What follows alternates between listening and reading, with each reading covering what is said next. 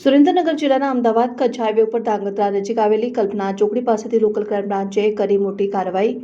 Surendranagar LCB દ્વારા Creta કારમાંથી ગેરકાયદેસર રીતે લઈ જવાતો ભારતીય બનાવટનો વિદેશી દારૂનો મોટો જથ્થો ઝડપી પાડવામાં આવ્યો છે અને દારૂ અને કાર મળીને કુલ ₹9,71,280નો મુદ્દામાલ જપ્ત કરવામાં આવ્યો છે।